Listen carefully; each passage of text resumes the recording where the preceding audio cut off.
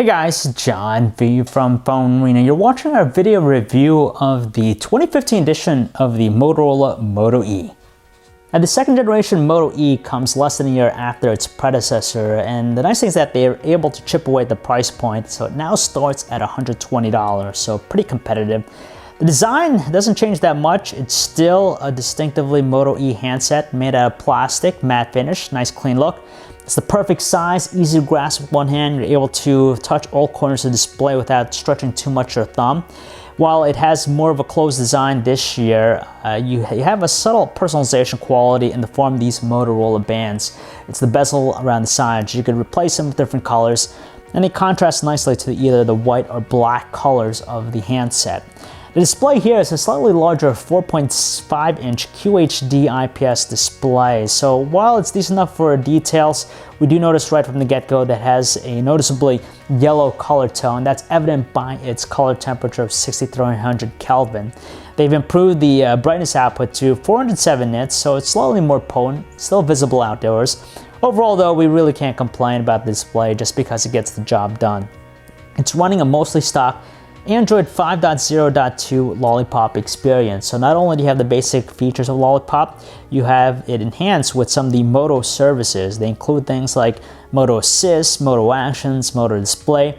They're not really in your face all that much, and they come in handy in various situations. So you can quickly launch the camera app by just, flicking the phone a couple times in your hand. And it's great for productivity, but we really wouldn't recommend it for gaming.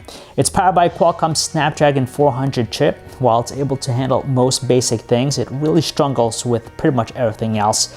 Apps take longer to load and doesn't have quite the same amount of snappiness that we'd get in other handsets.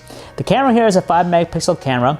This year's model features focus, so you're better able to isolate your subjects in your shots. Unfortunately though, the quality hasn't changed one bit. It still takes generally softer looking photos, and under lower lighting situations you get smudgy looking details, a lot of graininess, and a colder color reproduction. And the same thing kind of applies with 720p video recording quality, so it's a little bit of a disappointment. There's still a challenge when it comes to call quality, just because there's some noticeable distortion on both ends of the line. And with the speaker, it's pretty strong, 74.8 decibels, but it lacks any robustness, so voices and even music tend to sound on the flat side.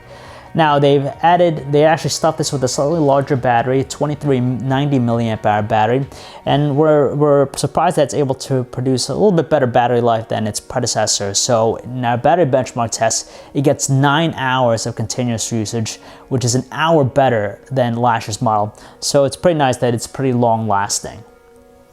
Obviously, the Moto E 2nd Gen is targeting a specific demographic. Now, enthusiasts aren't going to go run out to pick up the handset, but rather, if you're a consumer is looking for an entry-level smartphone or one that's looking just for a cheap replacement, the Moto E is going to be a decent handset for you, especially at the starting price point of $120 for the 3G option. Or if you want to go with the LTE version, it's only $150. There's a decent amount of value. Of course, there are some compromises to that. It doesn't really excel in all the areas, but for what it has to offer, it's not bad at all. So if you guys want to learn more about the 2nd generation Motorola Moto E, you can check out our website, PhoneArena.com. It's John V. Thanks for watching.